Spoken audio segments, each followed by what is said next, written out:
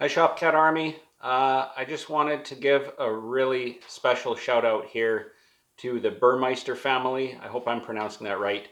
I know Jesse Burmeister through a Facebook group, Vintage Air-Cooled Small Engines.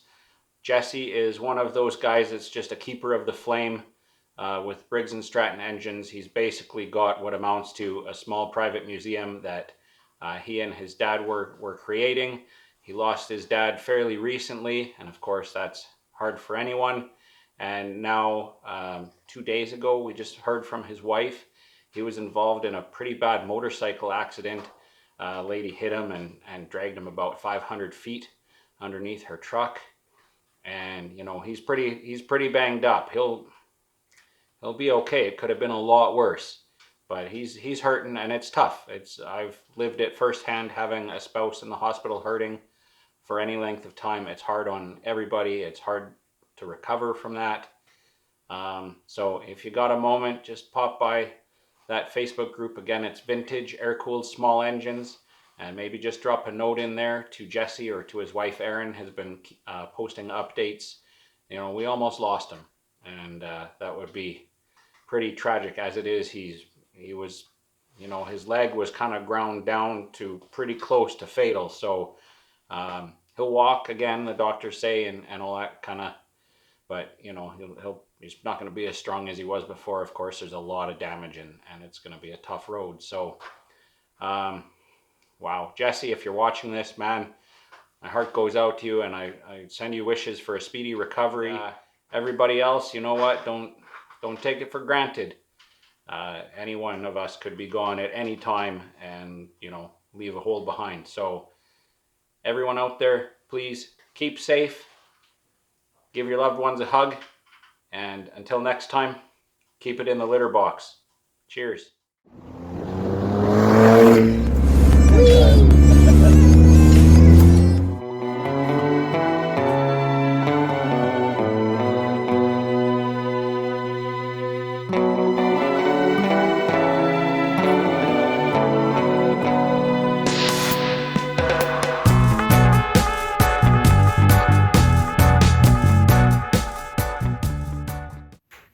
By virtue of needing an oil change, my mother-in-law's 2012 Jeep Patriot is the first of the season to get its winter tires taken off and summer tires put back on.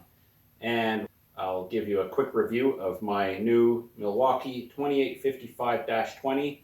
This is the compact M18 impact wrench. I've gone for the friction ring. I find it less annoying than the pin detent. And I'm using it with a 3 amp hour Milwaukee battery. The decals are gone because I dropped it and I had to repair the housing, but the batteries are a couple of years old. This was charged up a couple of days ago, so you'll be able to see after the tires come off just how well the batteries last. I am so far pretty impressed with this little piece of kit. Nice thing about the Patriot is it actually has a pretty tidy amount of ground clearance, so I don't have to jack it up to change the oil. You just slide under there, so the oil filters off and it's just draining out. I'm going to be using Pennzoil Platinum Full Synthetic 5W20. I usually use Mobil 1, but this was on sale at the time. Now, of course, Mobil 1's on sale, but I mean, this thing doesn't get driven much, so really oil is oil. For oil filter, I'm going to be using the MotoMaster OE Plus. Use the same number as Wix filter, so it's a 160 in this application. And I can't remember who it is that makes them. Not Fram. And they look to be a pretty decent quality. Actually, if I put them side by side with the Mobil 1, kind of hard pressed to tell the difference actually. So might be interesting to cut apart some of these and see the difference. But you know, it's got metal core, silicone drain back valves. It's kind of got all the bells and whistles, and they're fairly inexpensive. They're made in the USA. So I've been using them and they work pretty well. I guess as I'm working on that, then I can lift up each corner and change the tires out. These winter tires are Michelin X-Ice 2s, and I bought them in maybe winter of like 2008. So they're getting pretty old, but they're starting to age out. And the tires that are going on are Nokians. They came with the vehicle. They're starting to age out too. Their budgets being what they are, we're just going to keep rolling and, you know, cross the bridges as they come. They're still safe, so that's the main thing. So I guess I should just stop yakking and get to it. This gun features a number of settings. So it's rated for a maximum removal torque of 250 pound-feet. That's more than enough to handle jobs like this. It has, you know, kind of your number 1 is your lowest setting, number 2 is mid, number 3 is the highest. The 4th setting is kind of an auto setting. So on reverse mode, it'll apply maximum force until the fastener is loose, and then it'll slow down so that when it finally comes off, it doesn't go flying away across the shop. And in tightening mode, it only tightens to 20 pound-feet, or so it's claimed. I haven't tested it, but we can do that tonight. So here we are in, well, let's try it in mode 1. This impact socket barely fits these rims. That's never going to do it. Mode 2.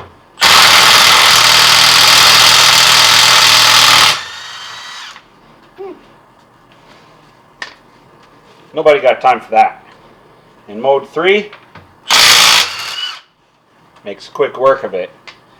Here's the 4th, the auto loosening mode. You can see how it slowed down at the end so that, of course, typical Dodge metal sheath lug nuts getting stuck in the socket.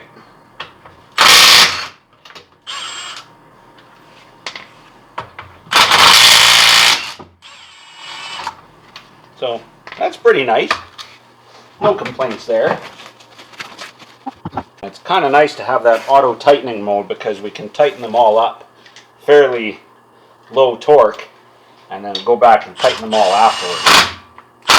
So like, that's it. That's not much force at all. Not barely enough to snug the rim on, really. But how much more do we need at this point?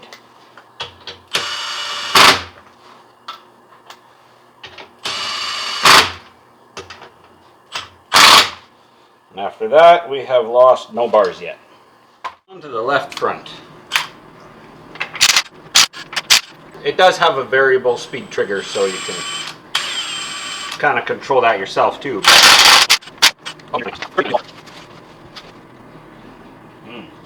Bit of a staple in there.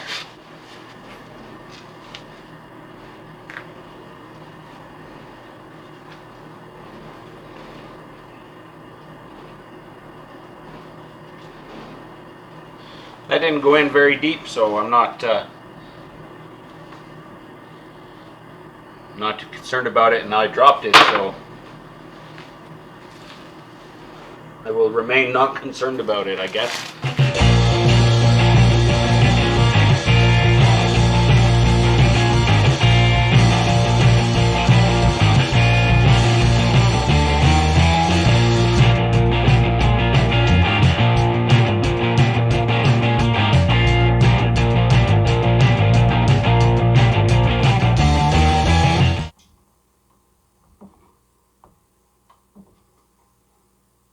So, I can hear what you're saying.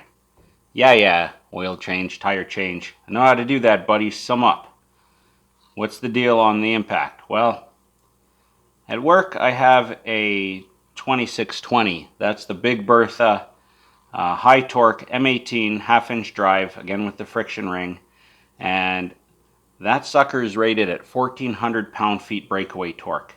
I don't know if it necessarily would do 1,400 pound-feet, but I have seen it pull fasteners off that the shop's 3/4 air impact could not.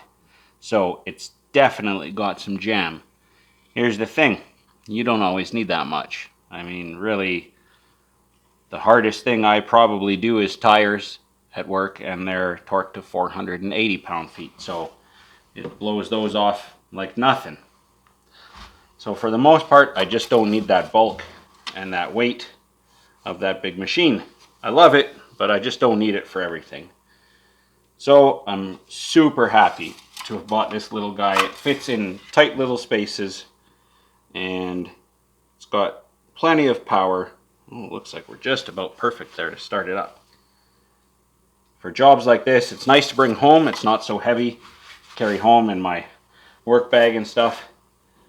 So overall, for a price of $228 Canadian, I cannot complain. That's tool only, no battery. I mean, we did all that. Did it save me time doing those tires? Tons. I used to do that all by hand with just a pipe and a ratchet like a chump. Oh, and by the way, we haven't lost a bar. Nice little thing. I like it.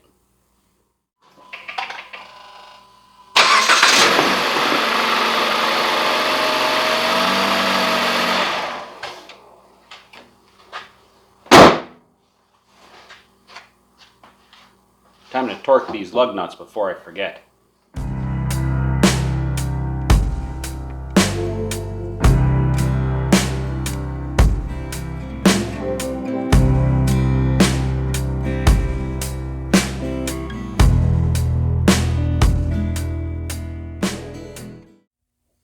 Well, I'm in kind of a funny place with Goldie Hawn. I'm waiting for a few parts, the fuel tank and the diaphragm right in there for the fuel pump.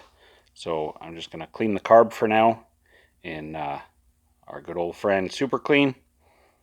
You can see we got some action there already. Make sure you wear gloves when you're working with this stuff and not these gloves. Wear, proper latex gloves because it is pretty caustic. Unfortunately, the whole thing doesn't fit in this little bin that I've chosen, but it's pretty close. And I did run a brush up and down through the little pickup there, and it's clear, it's fine. So I'm not too concerned.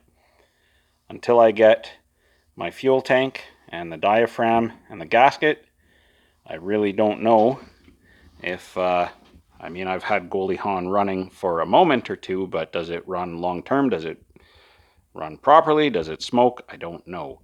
And anytime I work on a project like this, I kind of have three-pronged attack where, first it has to run, because if it doesn't run, nothing else matters. Then it has to drive. And then, after that, steering and stopping. So I know that it'll probably run. And once it runs, I suspect I can get it to drive. And at that point, then it's tires and things like that. But I'm not going to invest in any of that until I know for sure that it runs. So for the moment, I'm waiting on parts. I did sandblast the seat. You can see it there. Just the bottom is primed. I got to get some primer to do the top, and then I'll paint it. So in the meantime, the place is a bit of a disaster. And it's kind of one of these things where there's like tons to do and nothing to do all at once. I left this fizzing away for about 20 minutes in that container of Super Clean, and it looks quite a lot better now. So just rinsed it off in some water afterwards, gave it a little scrub with a brass wire brush. So everything's kind of ready to rumble now. I did drop it, and this little homemade JB Weld repaired choke arm with a bit of nail, I guess, and I don't know, it's quite the interesting little repair. Anyway, it broke that little corner there, but I think it'll still work, and if it doesn't, I'll just build it up with some epoxy or something. So that's kind of a shame, but anyway, obviously an ultrasonic cleaner would be a lot better, but I just can't afford one right now, so I do it the old school way. If you'd like to support the channel so that I can get an ultrasonic cleaner, we do have a Patreon page, or you can buy some merchandise, or or whatever. Not begging or anything, but hey, if you want to support us, I would be honored. At any rate, this is ready to go, and I did take the time to. At least this bench is an awful lot cleaner than it was, but I didn't really, well, that's a little better. I did a little tidying, but nothing, didn't get too far with it. So that's a problem for another day.